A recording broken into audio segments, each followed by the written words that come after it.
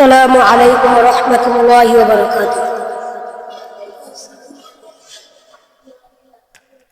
নবীর রওজা শরীফ দেখে মন ভরে না, নবীর রওজা শরীফ দেখে মন ভরে না, দিদার দাও গো শাহে মদিনা, দিদার দাও গো শাহে মদিনা, ইয়া রাসূলুল্লাহ ইয়া হাবিবাল্লাহ, ইয়া রাসূলুল্লাহ ইয়া হাবিবাল্লাহ, ইয়া রাসূলুল্লাহ ইয়া হাবিবাল্লাহ, ইয়া রাসূলুল্লাহ ইয়া হাবিবাল্লাহ। আরশের মেহমান করেছেন আল্লাহ, কত শান কত মান মোর কামলিওয়ালা, আরশের মেহমান করেছেন আল্লাহ, কত শান কত মান মোর কামলিওয়ালা, কত শান কত মান মোর কামলিওয়ালা।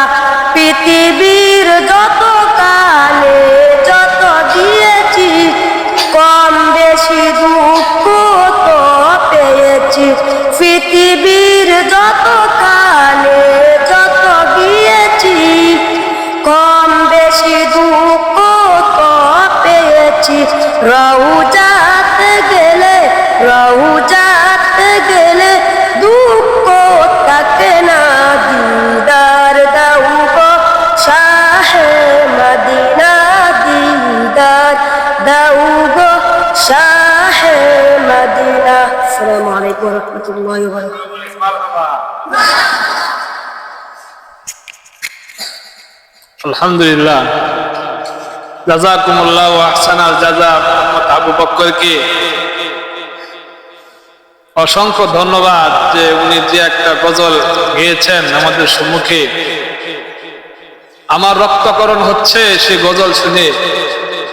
আমরা সকলে আল্লাহর কাছে দুইটা হাত তুলে দোয়া করব, আল্লাহ তাআলা যেন আমাদের সবাইকে মদিনা রওজা শরীফে যাওয়ার তৌফিক দান করুন। সকলে বলে আমিন।